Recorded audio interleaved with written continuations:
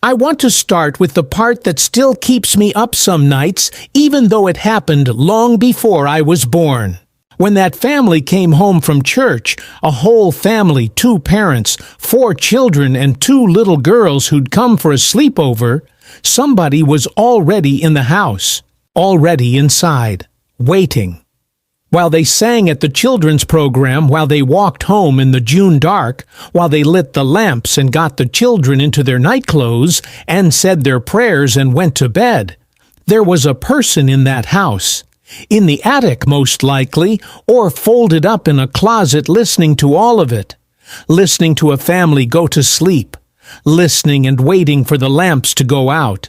And then sometime after midnight, that person came down. By morning there were 8 people dead in their beds, and the doors were locked from the outside, and the keys were gone, and whoever did it walked off into the dark and was never caught. Not that summer, not the next year, not in the trials they finally held, not in 100 years and more. We have suspects, we have theories, we have a confession that got taken back. What we don't have and what we have never had is an answer. And I'll tell you the strangest part, the part outsiders can never quite believe when I say it. That house is still standing. At the end of a quiet street, this little white frame house, and it looks like nothing at all. And today you can buy a ticket and sleep in it. People come from all over the country to spend the night where those 8 people died. They pay for it. I've lived in this town my whole life. My grandmother was a girl that summer old enough to remember the funeral. So I didn't come to this story as a tourist. I came to it the way you come to a thing your town can't put down. And I've spent a long time trying to understand not just what happened in that house, but what it did to all of us afterward, because the murders were over by dawn. But what came after the murders went on for 50 years. So let me take you back. Let me tell you about the town first and the family and that last ordinary Sunday. Because the only way to feel the weight of what happened is to first feel how gentle the evening was that came before it. The town was Villisca, southwestern Iowa farm country. The kind of place where the corn went on past where your eye could follow it, and the whole world smelled green in June. A couple thousand people, give or take. 2 railroad lines came through. There were churches on the corners and a square in the middle, and everybody knew everybody's business, which in a town like that is just another way of saying everybody looked out for everybody. Doors didn't get locked. There was no reason to lock them. Nothing had ever happened in Villisca that would make a person lock a door. The family was the Moores. Josiah folks called him Joe was 43. His wife Sarah was 39. They had 4 children, Herman the oldest who was 11, Catherine who was 10 and the only girl, Boyd who was 7, and little Paul who was 5. They were by every account anybody ever gave about the nicest family in town. Joe had a good head for business. He'd worked years for one of the big men in town selling farm implements, and then he'd gone off and started his own, and he'd done well at it. Well enough that some people noticed how well, which I'll come back to, because it matters more than you'd think. Sarah was the heart of the Presbyterian Church. She ran the children's programs.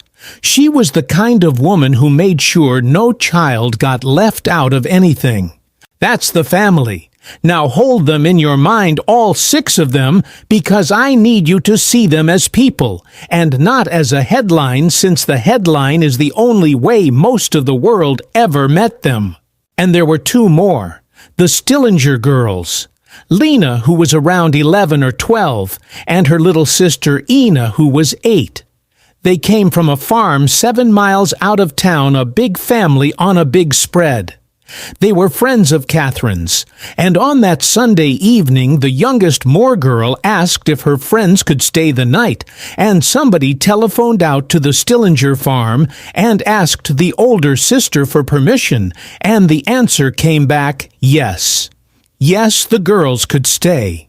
I think about that telephone call as much as I think about anything in this whole story, because somebody miles away said yes. Said sure, let them stay with the Moores, they'll be safe. It's a nice family, it's a warm night. A mother let her daughters go to a friend's house. The most ordinary thing in the world. And it was the last decision anybody made before the door of that summer swung shut. That last day was a Sunday, June the 9th, 1912. In the evening there was a program at the Presbyterian Church. The Children's Day program, and Sarah Moore had organized the whole thing. You have to picture what that was, the whole congregation in the pews, the children up front in their good clothes, scrubbed and combed, reciting their pieces and singing their songs while the parents beamed. The Moore children were in it. The Stillinger girls were in it. It was the sort of evening a town built its whole year around. Soft light summer dusk coming through the windows. Children's voices, mothers proud the smell of a country church in warm weather. The program let out around 9:30, and the Moores and the two Stillinger girls walked home together through the dark. It was a 5-minute walk. I've walked it myself more times than I can count. 5 minutes from the church to the house. You can do it slow. On a June night with the program behind you, and the children sleepy and happy, you'd do it slow. I imagine the little ones getting carried part of the way. I imagine Catherine and Lena and Anna whispering about the sleepover, the way girls do, the great adventure of a night away from home. I imagine Joe and Sarah a few steps behind, tired, in the good way a parent gets tired at the end of a long, happy day. They got to the house a little after 9:30. They lit the lamps. They got the children ready for bed. The two Stillinger girls were put in the downstairs bedroom, the little sewing room off the parlor, because there was a spare bed in there. The 4 Moore children went upstairs to their rooms, and Joe and Sarah to theirs. And one by one the lamps went out, and the house went dark and quiet, and the family went to sleep. And somewhere in that dark house, somebody who had been waiting for exactly this heard the last of them settle, and waited a while longer to be sure, and then got up. I'm not going to take you into those rooms. I've read everything there is to read about what happened in them, and I have decided after all these years that I am not going to be one more voice describing it.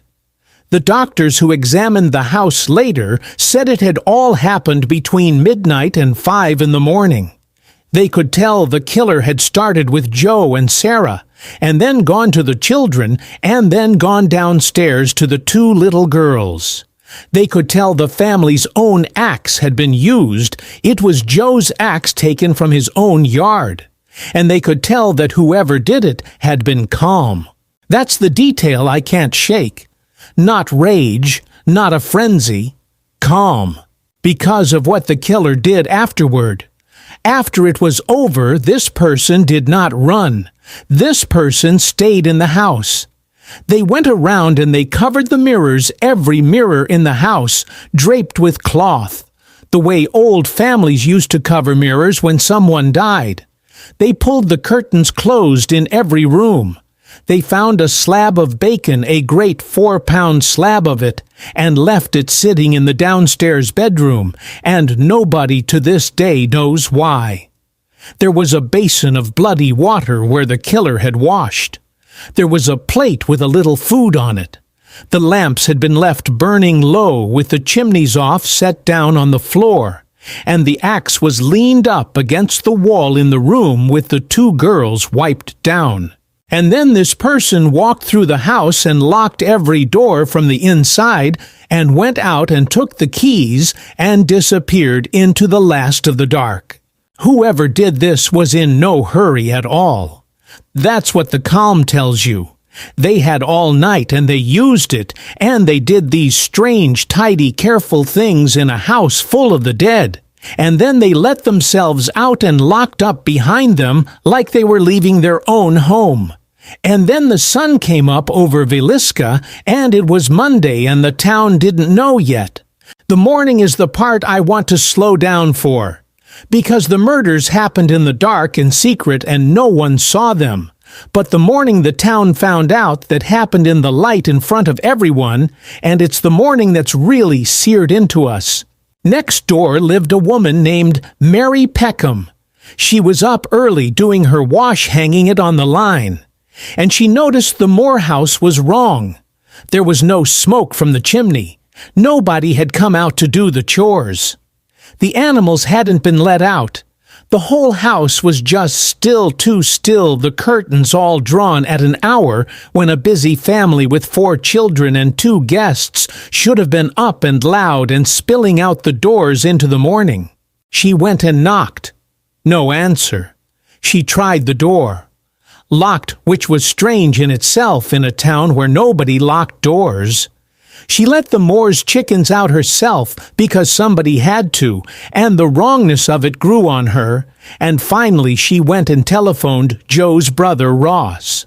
Ross Moore came over. He knocked. He called out. He got no answer. He had a key, or he got the door open some way, and he went in, and Mary Peckham stood out on the porch, and the city marshal came. And Ross Moore walked into that downstairs bedroom, the little sewing room where the 2 Stillinger girls had been put to bed the night before, full of their sleepover whispers. And he came back out, and he didn't have to say a word. The look on his face said it.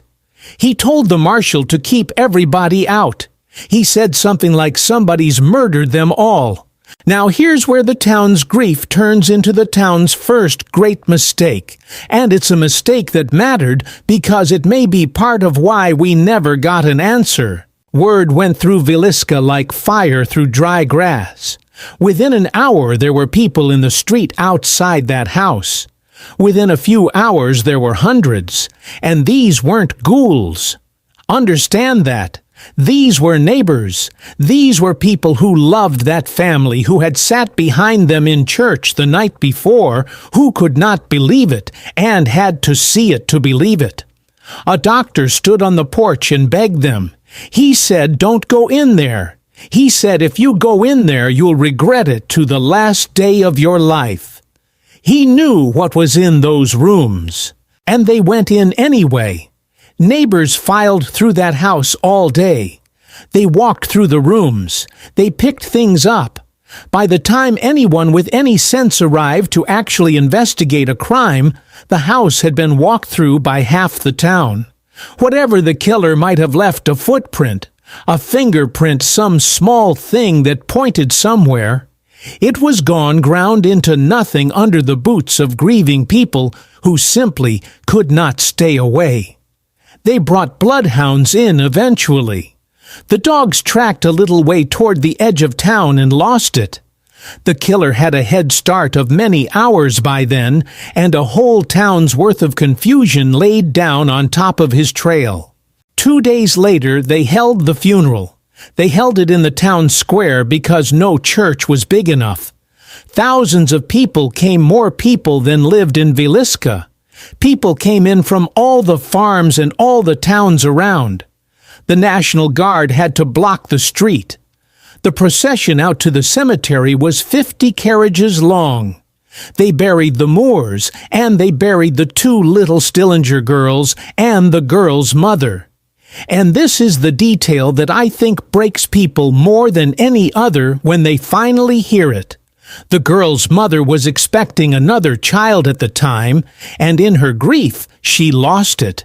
So you can say, if you want to be exact about it, that the killer took 9, and the country looked at us for a little while. This was just 2 months after the Titanic had gone down, and for a few days the dead children of Wieluszka pushed even the Titanic off the front pages. And then the country looked away the way it does and went on to the next thing.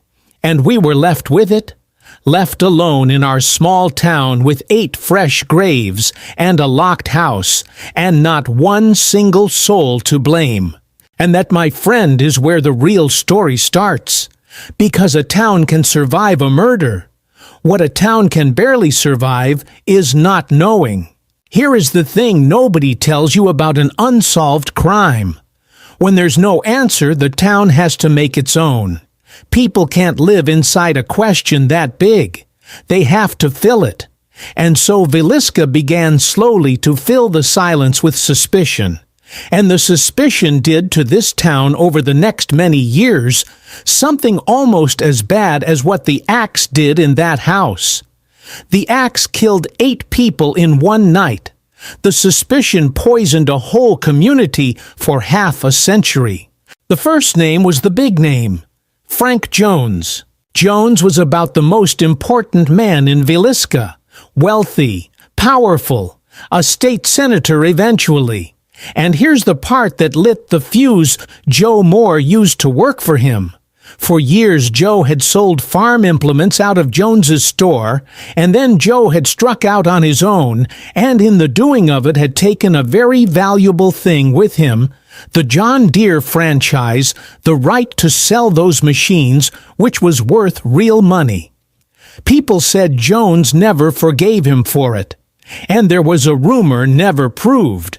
Never close to proved, the kind of thing a small town breeds in the dark that Joe had been carrying on with a woman in Jones's own family. Put those two things together, the money and the rumor, and you have in the minds of a lot of people a motive.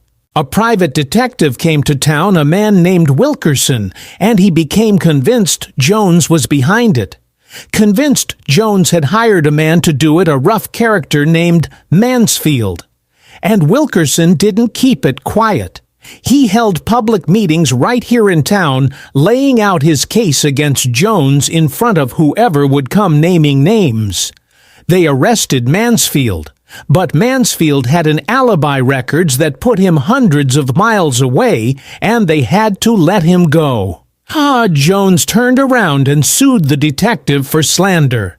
None of it ever made it to a real trial. None of it ever got past a grand jury.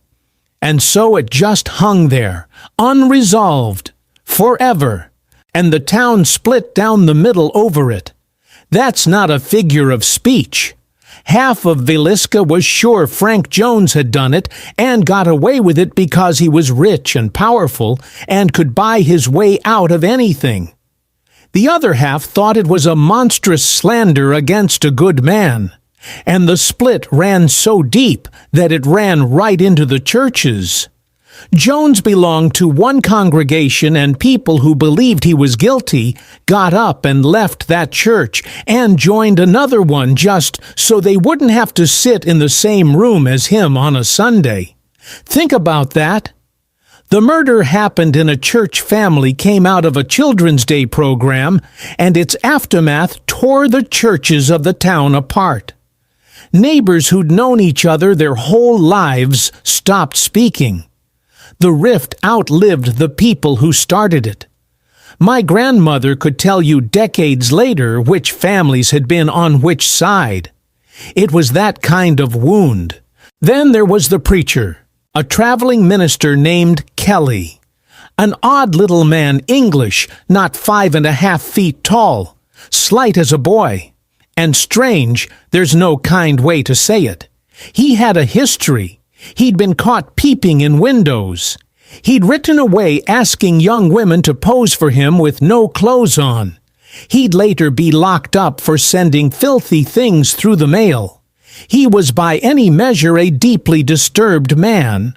And he had been in Villisca that very night. He was at the Children's Day program. He was one of the visiting preachers helping out. And the next morning, before the sun was even up, before anybody in town knew a thing was wrong, Kelly got on the early train heading west out of Villisca. And the story goes, and people swore to it, that on that train hours before Ross Moore ever opened that door, Kelly was telling the other passengers that there were 8 people lying dead back in Villisca, butchered in their beds, he said, before anyone knew. He became obsessed with the case. He kept coming back. He wrote letters, long rambling letters to the detectives and the police, and even the families, asking questions, offering theories, inserting himself again and again. And years later, in 1917, they finally arrested him for it. And they got a confession out of him. He said God had told him to do it. He said God had sent him into that house. But here's the trouble with the confession. They'd had him for hours, this unstable little man, and the confession came at the end of it, and within a day he'd taken it all back, said they'd browbeaten it out of him, said none of it was true, and when they put him on trial, they tried him twice. The juries couldn't do it. The first jury hung 11 of the 12, wanting to set him free. The second jury acquitted him outright. Part of it was the confession looked forced, and part of it, honestly, was that the jurors looked at this frail little man and could not picture his arms swinging that heavy axe through a whole house full of people, room after room, without one of them ever crying out loud enough to wake the street. They just couldn't see it. And by then a strange thing had happened in the town's mind. By the time of the trials, most people in the county had decided Kelly wasn't the killer at all, that he was a scapegoat, a sad, strange man being framed by powerful people to take the heat off the real answer, which they still believed was Jones. So even the one man they put on trial, half the town thought was innocent. Even the trial gave us no peace. There were other names over the years. There was a drifter, a man also named Moore, no relation, who not long after Villisca killed members of his own family with an axe in another state, and was suspected in a whole string of axe murders across the Midwest, railroad murders, families killed in their beds in little towns along the train lines. Some people think to this day that's the real answer, that what came through Villisca that night wasn't anybody local at all, wasn't about Joe Moore's business or Frank Jones's grudge, but was a stranger who rode the rails and killed whole families and rode on, and that we spent 50 years tearing ourselves apart over a feud that had nothing to do with it. I don't know. That's the honest end of every road in this story. I don't know. Nobody knows. Nobody will ever know now. Everyone who could have known has been dead for the better part of a century. So how do you live with that? How does a town live with that? I'll tell you how we did it, and you can judge us how you like, because I'm not sure I can judge us myself. For a long time we lived with it by not talking about it. That was my grandmother's generation and their children's. You didn't bring it up. It was the shame and the grief of the town, and the way they handled it was silence. The same silence in a way that the killer walked off into. The house stood empty or got rented out to people who didn't know or didn't mind, and the town tried to be a town that had a creamery and a school and a 4th of July, and not a town that had that. And then somewhere along the way that changed. The world got hungry for stories like this one, and the house, that little white house at the end of the quiet street, got bought by someone who restored it. Took out the electricity, and the plumbing put it back the way it was. In 1912, the lamps and the simple furniture made it look the way it looked that night, and opened it up. And now people pay to tour it in the daytime, and people pay more to stay in it all night, to sit in the dark in those rooms and wait for something. There are TV shows about it. There are ghost hunters. There are people who come to our town for one reason only, and it is not the corn. And I have complicated feelings about that. I won't pretend otherwise. Part of me hates it. Part of me thinks there is something obscene about selling tickets to the room where 2 little girls were killed in their sleep. Part of me wants to stand on that porch like the old doctor did and tell the tourists, "You don't understand, this isn't a haunted house. This is a grave. These were real children. Go home." But there's another part of me, an older and more tired part, that has come around to something gentler.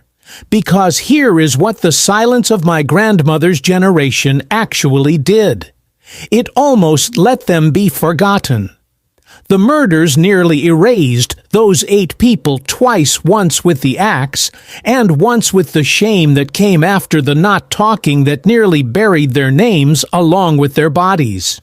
And I have come to think that maybe it's better for a town to be known for something terrible than for those 8 people to be forgotten entirely.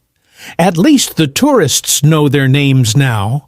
At least somebody somewhere every single night is sitting in that house thinking about Joe and Sarah and Herman and Catherine and Boyd and Paul and Lena and Ina. At least they're not gone. I don't know if that makes it right. I've made my peace with not knowing if it's right. I've had a lot of practice in this town at making peace with not knowing. What I do know is this, and it's the closest thing to a lesson I've ever gotten out of a century of living next to this story. The worst thing about a crime with no answer isn't the not knowing who. It's what the not knowing does to everyone left behind. When there's no killer to point at, the town has to point somewhere, and so it points at itself. Neighbor looks at neighbor.